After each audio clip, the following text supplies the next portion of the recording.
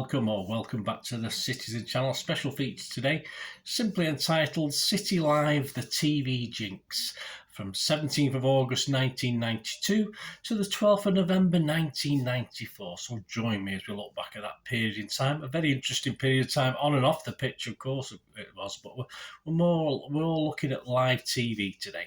If you are new to the channel, please push that subscribe button, push the bell notifications. It'd be great to have you on board. Everything City, past, present and forever. This is a special History Boys feature, of course. And if you spread the word, that'd be great. If you are pushing buttons or you've already pushed a button, get us that likes. I'm trying to get about 25 likes and thumbs ups for these City vlogs. So if you can help me out towards that target, it'd be very much appreciated. Right, yes, there was a time, unless City featured in an FA Cup final, pretty rare, or actually you went to the games, chances of watching City live, of course, was an opportunity as rare as proverbial rocking horse poop, wasn't it, in those days? But a whole new ball game arose, didn't it, in 1992, when B-Sky and the BBC signed a £300 million plus 5-year deal to cover 60 league games. And of course, City were in the Premiership then, so we were going to be involved. So for the whole new ball game, the arrival of the Premier League in 1992, TV coverage would never quite be the same again.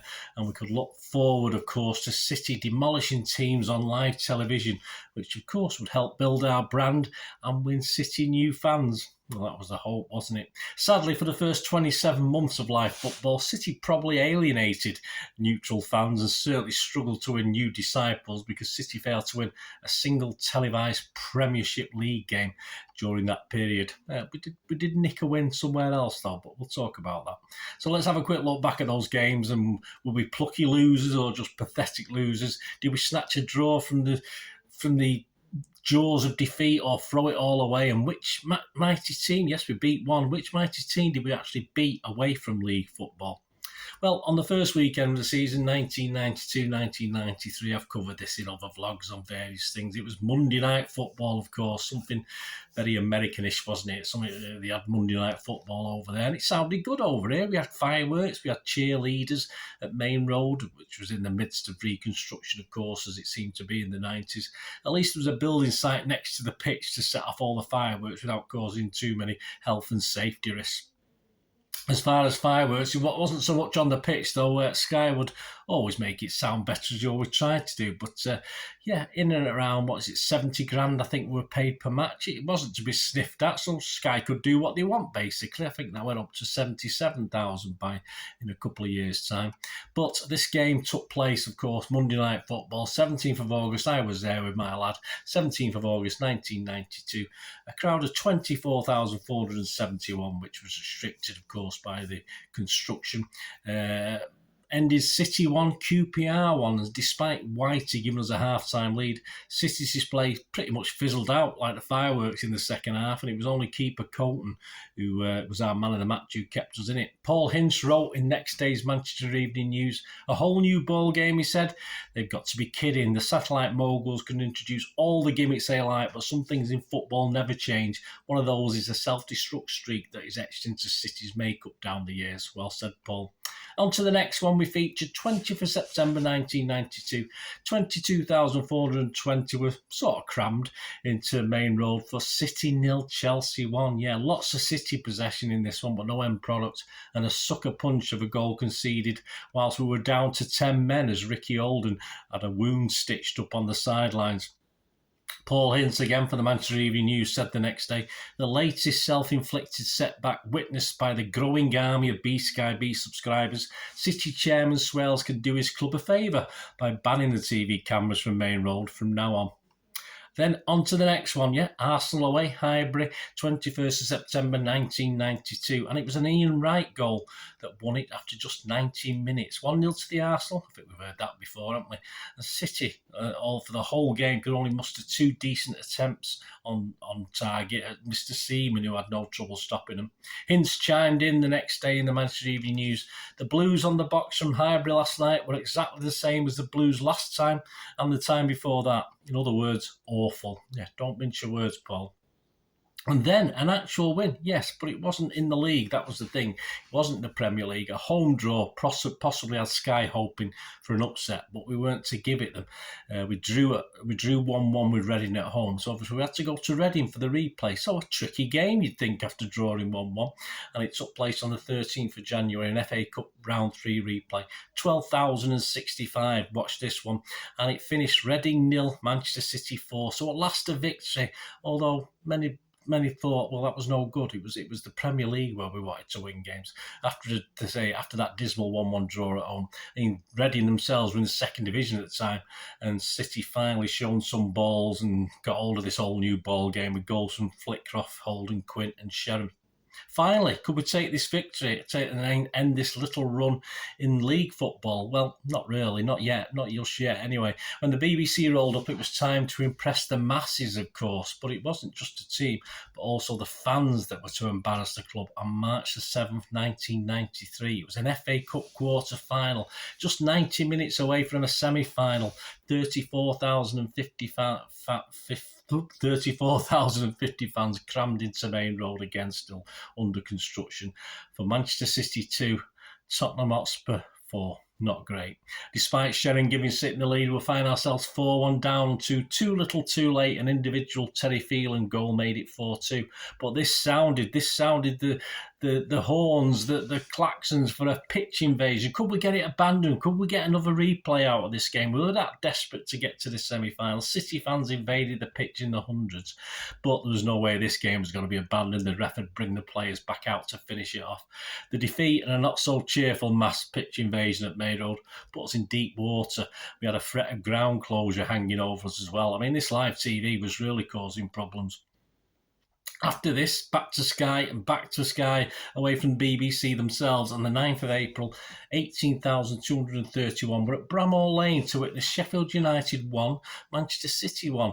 Though a draw after that debacle against Spurs, at least we've shown a little bit of fight in this one. And despite suspensions and injuries, we had a bit of a weaker team. We couldn't capitalise on an 8th minute own goal with the match finishing level. Our final league game that season was sort of one we didn't really mind not winning. 18th of April 1993, 33,108 people were at Villa Park for Villa 3, Manchester City 1, as Villa battled United at the top of the table. Curley did his best for Villa, gifting them a penalty in the second half with a deliberate handball, but City done pretty well, taking a 1-0 half-time lead, but 3 second-half goals put Villa within a point of United at the top. So, yeah, as I said, a game we didn't mind losing. So there it was, the first season, not a league victory in sight, despite that rare cup victory.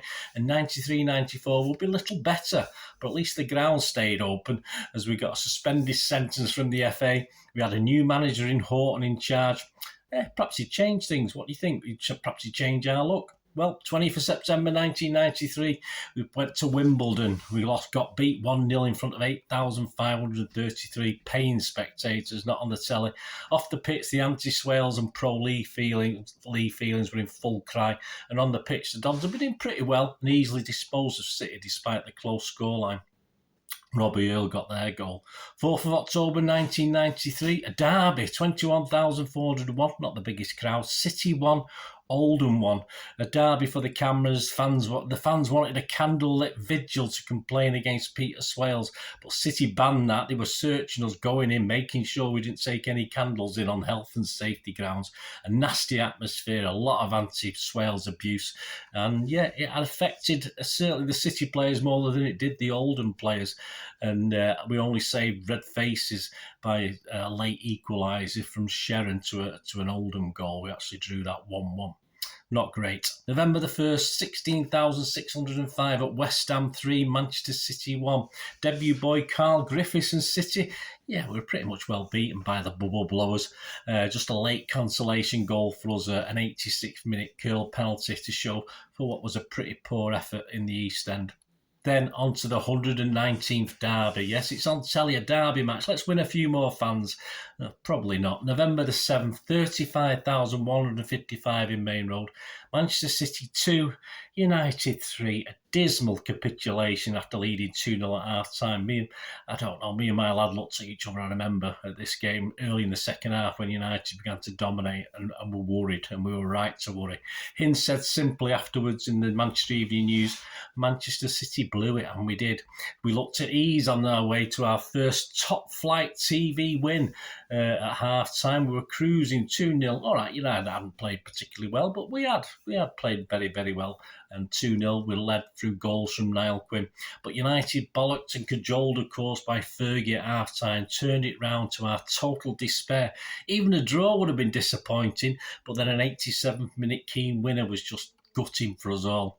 Horton claimed he didn't believe in superstitions after this. He said bogies or hoodoos. He knew about this TV jinx. But another draw and a lack of victory in front of the cameras on November the 22nd at Chelsea, a drab 0-0 draw. The crowd at Chelsea, Stamford Bridge, packed to the rafters, 10,128. Where were you when you were... Yeah, well, you weren't at Stamford Bridge, that was for sure. Horton claimed didn't convince anyone, and by this time the media were calling our lack of success on live TV also a jinx.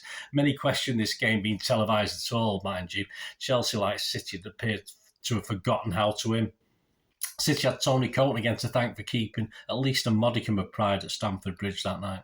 It was a while before City appeared live again. Yes, 5 months. Sky may have learnt their lesson, which is possibly a blessing in disguise for football fans everywhere. But our return to live TV would be another disappointment for Blues everywhere, and the jinx continued. Yes, it was the 23rd of April 1994, 44,333.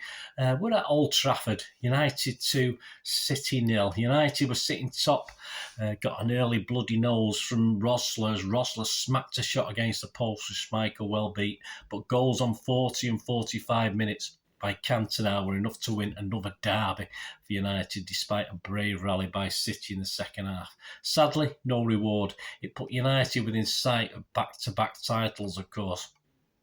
On to the 94-95 season, and due to the Kippax redevelopment, City had asked the FA for big games to be featured later in the season when the away fans of bigger clubs could be better accommodated with the new Kippax being put up.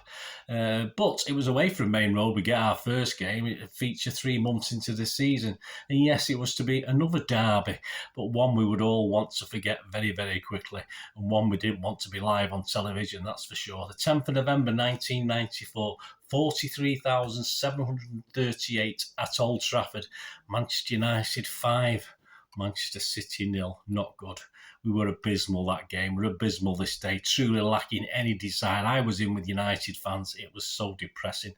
And I think they took pity on me because I didn't get much abuse at all.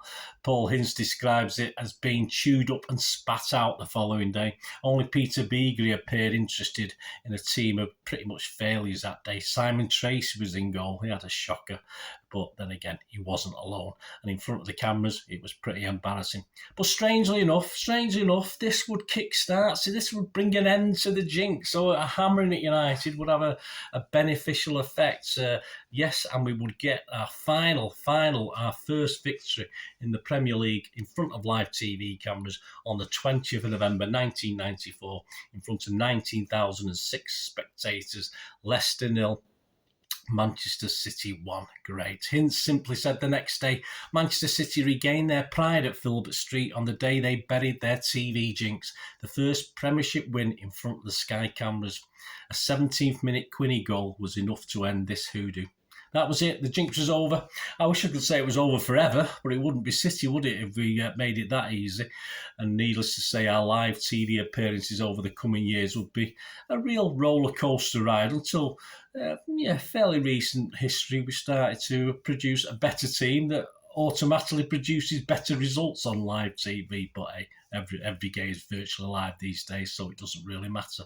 Not as important or interesting as that little period between the 17th of August 1992 and the 12th of November 1994 when we just had a jinx. We just had a jinx on all our live City games. Any memories? Any memories of that time? Obviously, there were bad times. I say it was Swales out, Lee in times as well. So off the pitch, it was feisty. Just share any memories you've got. Hope you enjoyed that anyway. And I will be back with similar things, as I said. Interestingly enough, I mean, these years, 92, 94, I was actually doing scrapbooks as well. So there's obviously, I hope you've enjoyed the little images and stuff that have been popping up as well. But let me know your memories. It'd be great to hear from you. Till we meet again, I'll ask one thing, don't I? Please stay safe, Blues. Come on, City. Bye for now.